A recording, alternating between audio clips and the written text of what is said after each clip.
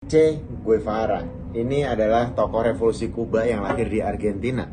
Dia melakukan perjalanan mengelilingi Amerika Latin menggunakan sebuah sepeda motor. Dia membuka pikiran dan hatinya akan kenyataan pahit yang dialami oleh rakyat di Amerika Latin. Kekayaan alam dan sumber daya lainnya dieksploitasi oleh pemerintah yang diktator, dan keuntungan hanya dirasakan oleh negara asing. Che Guevara kemudian memutuskan untuk meninggalkan profesinya sebagai seorang dokter. Jadi dia dokter, udah lulus sebagai dokter resmi, kemudian mengangkat senjata, menggerakkan namanya gerakan perang gerilya bersama Fidel Castro dan pasukannya untuk berjuang demi kebebasan Kuba dan negara-negara Amerika Latin lainnya. Sebuah quote yang sangat bagus dari dia adalah lawanlah segala bentuk penindasan. Dia dibenci oleh Amerika dan negara-negara yang dia serang untuk ngomongin antek asing dan seterusnya, tapi dia dicintai oleh banyak orang berbicara mengenai kebebasan berpendapat, kebebasan berlaku mandiri secara nasional. Nah, pelajaran yang saya tangkap adalah sejarah umat manusia selalu melahirkan para pahlawan dan penjahatnya, tergantung dari sudut pandang mana Anda melihatnya. Misalnya kita ngomongin sederhananya, mungkin The Jack dengan Persijanya, Viking dengan The Persibnya. Kalau kita di Bandung mungkin kita dianggap sebagai pahlawan ketika dukung Persib. Tapi kalau kita dukung Persib di Jakarta, bisa jadi kita dianggap penjahat. Begitupun sebaliknya. Tapi tentu berubah lagi narasinya ketika Indonesia melawan Malaysia sepak bola misalnya. Tiba-tiba The Jack dan Viking pun bisa bersatu untuk membela Indonesia, mensupport Indonesia ketika melawan Malaysia. Jadi narasi ini selalu dibentuk berdasarkan kepentingan dan siapa storytellernya. Ketika Ukraina melawan Rusia, ini terbelah lagi publik.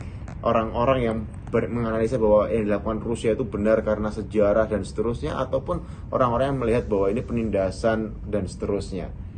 Ketika Perang Dunia pun sama. Perang Dunia 1 Jerman kalah, Perang Dunia 2 dan seterusnya, itu kayak semua hal terjadi dari sudut pandangnya masing-masing.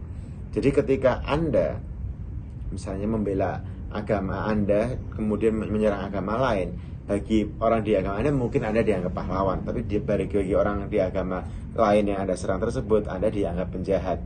Ketika Anda misalnya menyerang sebuah negara gitu, bagi negara Anda mungkin ada pahlawan, tapi bagi negara yang diserang Anda disebut sebagai penjahat, dan banyak hal lainnya. Jadi ketika misalnya anggaplah Piala Dunia, kemudian atau misalnya Piala Euro, Inggris lawan Italia final. Ketika Italia ini penyerangnya ngegolin untuk Italia, tentu dia dianggap pahlawan bagi orang Italia, tapi dianggap penjahat oleh orang Inggris. Jadi narasi ini terus beredar dari segala macam sudut pandang dan kejadian.